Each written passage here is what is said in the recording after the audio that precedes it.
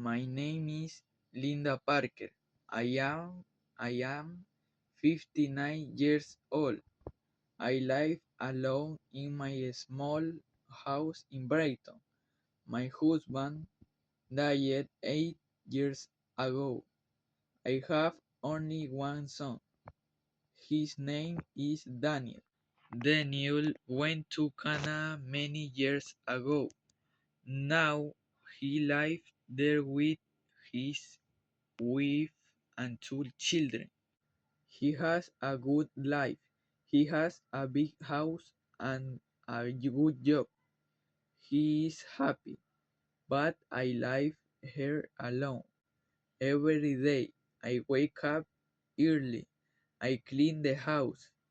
I cook food for myself. In the evening I sit alone. Nobody comes to see me. Daniel does not call me much. Sometimes he sends me money. Sometimes he says, "Mother, I will come soon," but he never comes. Still, I wait for him. I love him very much. He is my son. I keep his old photos in my room. I look at them every day. One day, someone knocked on my door. I opened it. It was Daniel. I was very surprised. I said, "Daniel, you really came?" He smiled. He looked happy. I hugged him. My eyes were full of tears. He came inside. I made tea for him. We sat and talked. I asked, "How is Sarah? How are the children?" He said, "They are all fine." Then I asked, "Why did you come?" He said, "I miss you, mother. You lie here alone. I worry about you. I want to take you to Canada." I was quiet. He looked at me and said, "You are getting old. It is not safe here. You should come with me. You will be happy there." I said slowly, "But this is my home. I was born here. I would marry here. Your father lives here. I cannot leave this house." Daniel looked serious. He said, "This house is very old. It is not good for you. In Canada, you will have everything. You will have your own room. You can see the children every day. Sarah also wants you to come." That night, I sat alone and thought, what should I do? I did not want to leave, but Daniel was my only son. The next morning, Daniel said, "Mother, we should sell this house. You do not need it anymore. You will live with us. You can use the money for your new life." I looked at him. He smiled. He smiled. I thought maybe he really loved me. So I said, "Yes." I sold my house. Daniel took all the money. I packed my bag. We went to the airport together. I was sad, But I was also happy. I thought I will be with my son now. At the airport, Daniel said, Mother, wait here. I will bring a wheelchair. The way is too long. You cannot walk so far. I will be back in 5 minutes. I said, okay. I sat on a chair.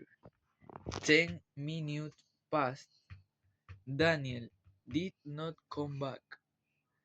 I thought maybe the line was long. I waited. 3 minutes passed. Still, he did not come. I felt scared. I looked at the big door again and again, but Daniel was gone. Now it had been 45 minutes. I was still sitting there. I looked at every face, but none was my son. I told myself, Daniel cannot leave me. He is my son. 1 hour passed. My ears began to beat fast. Who's then? A police officer saw me. He walked toward me and said, Ma'am, are you waiting for someone? I said, Yes, my son. He's bringing a wheelchair for me. We are going to Canada. The officer asked, Do you have this photo?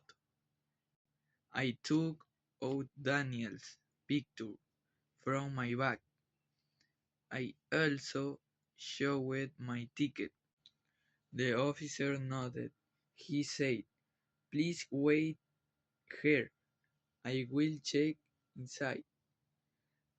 I said, Thank you. I waited again. After a long time, the officer came back. His face was serious. He sat next to me.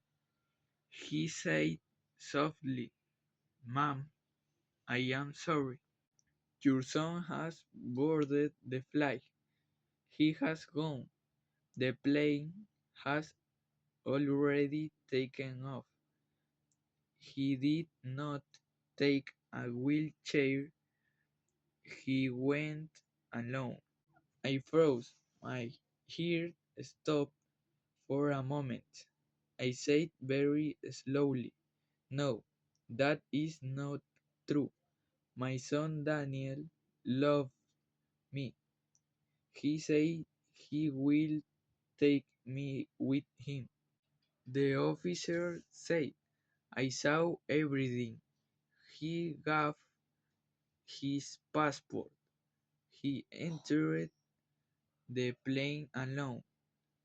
Tears came to my eyes. My heart broke. I cried and cried. The officer's eyes also became wet. He said, Some people forget their hearts. I am sorry, ma'am. I whispered, My name is Linda Parker. The officer said, My name is Robert Miller. I am a police officer here. You remind me of my mother. She died 5 years ago. When I look at you, I remember her. Then he said, Please come with me. You cannot sit here. You will get sick. Come to my house. My wife is kind. She will cook for you. I said, but I do not want to trouble you.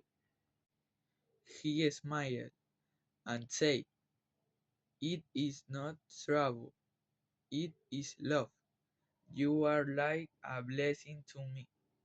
Robert called his wife, Olivia. He said on the phone, I found an old woman at the airport. She is all alone. Her son left her. Can she stay with us? I could hear Olivia's voice. She said, yes, please bring her. That night I stayed at Robert's house. Olivia brought me food. She spoke to me like a daughter. I cried in my room. I missed Daniel. I missed my house. But these strangers gave me love. The next morning, Robert got a phone call. He went to another room. He spoke in a loud voice. Later, he came to me. I asked, "Is everything okay?" He smiled and said, "Yes, everything is fine." But I saw pain in his eyes. What I did not know was this: the flight that Daniel took had crashed. There were no survivors. Daniel was gone, but Robert did not tell me. He knew that he still loved my son, even after what he did. I still prayed for him.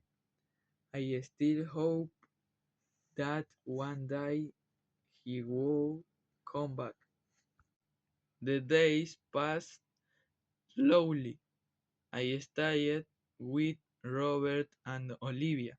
Robert took care of everything.